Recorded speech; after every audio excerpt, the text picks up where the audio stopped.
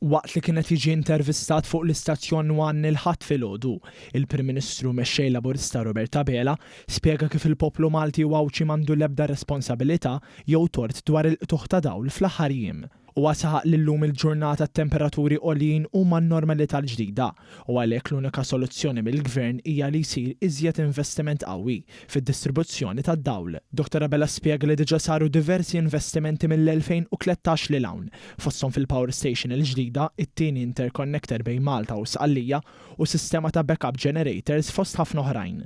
Minkejja dan huwa semma kif ix-xogħlijiet iridu jiżdiedu sew. Fil-waqt illi fejn saru x-xogħlijiet tawna riżultati li kienu sodisfaċenti, imma fl-istess waqt l-investiment li fadal isir huwa wieħed kbir.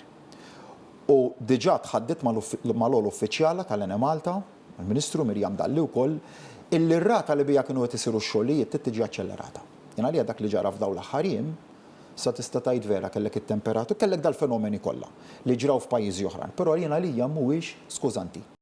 Il-Prim Ministru Abela tkellem ukoll dwar il-bidla klimatika li qed jiffaċċja pajjiżna u semma kif l-ewwel mitjum ta' din il-leġislatura l-ġdida saret il-qalba għall-elettrifikazzjoni tat trasport pubbliku. F'dan il-punt il-Prim Ministru Abela għamel referenza għal kriżi ġeopolitika, tali kriżi li qed timpatta direttament il-prezzijiet tal-enerġija globali. Semma kif jekk xi ħadd kienet jaħseb li d-diskors li ntqal waqt il-kampanja elettorali kienet xi storja mżejna, dan mhux veru xejn, għaliex illum il-ġurnata qed naraw il-konsegwenzi ċari li ġabet magħha din il-kriżi. Puru dan bħalissa għaddej tal-prezzijiet tal-enerġija rġajna, ġifieri minn bħal qisu qal li dak li konna din ngħidu f'kampanja elettorali kien tal-fantaxjenza meta bdejna ngħidu li hemm barra hemm maltempati kbar. Illum l-elezzjoni għaddiet. U Gvern Laburista reġa' ta' mandat, però id-diskors tiegħi ta' maltempati kbar fil-qasam tal-enerġija inkompli nsaħħu llum iktar milli kont ngħidu fil-kampanja elettorali.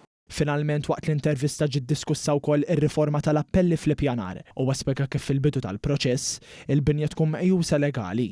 Iżda sa tmiem ta' dan l-istess proċess din il-binja tkun waħda illegali minħabba li jkun twaqqa l-appell. Il-Prim Ministru spjega li issa meta jiġi ppreżentat appell validu fi żmien ta' 30 jum previst mill-liġi, il-permess jiġi sospiż awtomatikament sakemm jintemm il-proċess tal-appell. Dr. Abela temm jgħid li d-drittijiet tal-poplu għandhom ikunu aktar effettivi b'sistema tal-ippjanar aktar ġusta, trasparenti, effiċjenti u prevedibbli.